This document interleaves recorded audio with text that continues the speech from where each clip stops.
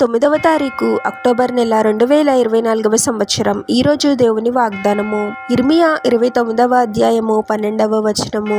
నేను మీ మనవి ఆలకింతును. సహోదరి సహోదరులారా, మనం చేసే ప్రతి ప్రార్థన ప్రభువు తప్పకుండా ఆలకిస్తాడు. అయితే మనం అనుకున్న సమాధానం ప్రభువు నుండి అనుకున్న సమయంలో రాలేదు అని, ప్రభువు మన ప్రార్థనలను ఆలకించడం లేదేమో అని అనుకుంటూ ఉంటాము. మనకు ఏ సమయానికి ఏది ఇవ్వాలో, ఏ సమయానికి ఏ కార్యాన్ని మన జీవితాలలో జరిగించాలో ప్రభువునకు బాగా తెలుసు. మనం అనుకున్న సమయంలో అనుకున్నవి జరగడం లేదు అని, ప్రార్థన ప్రభు ఆలకించడం లేదు అని అనుకొని ప్రార్థించడం ఎప్పుడూ ఆపకూడదు.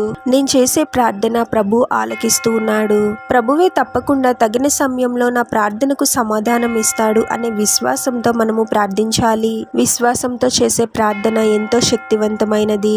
ప్రభుపై విశ్వాసంతో ప్రార్థిస్తూ ప్రభు నిర్ణయించిన సమయం కోసము ఓపికతో కనిపెట్టాలి. ప్రార్థన.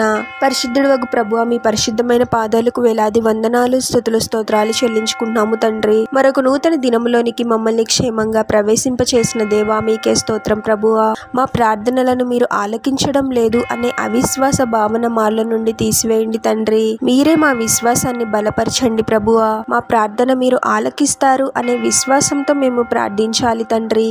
కేవలం పైపైన ప్రార్థించే వారముగా కాకుండా మిమ్మల్ని హృదయపూర్వకముగా విశ్వసించి మీపై గొప్ప నమ్మకంతో ప్రార్థించే వారముగా మమ్మల్ని దీవించండి ప్రభువా. ప్రతిదినము విశ్వాసంతో ప్రార్థిస్తూ మీరు మా జీవితాలలో జరిగించబోయే కార్యాల కోసము ఓపికతో కనిపెట్టే వారముగా మమ్మల్ని దీవించమని, ఈ ప్రార్థనలో ఏకీభవిస్తున్న ప్రతి ఒక్కరిని పేరు పేరున దీవించి ఆశీర్వదించి అభిషేకించమని, చేసే ప్రతి పనిలో మీరే వారికి తోడుగా ఉండి వారిని అన్ని కీడుల నుండి అపాయాల నుండి మీరే వారిని రక్షించమని, ఈ మా మనవులన్నీ యేసుక్రీస్తు వారి పరిశుద్ధ నామంలో అడిగి వేడుకొనుచున్నాము తండ్రి. ఆమెన్.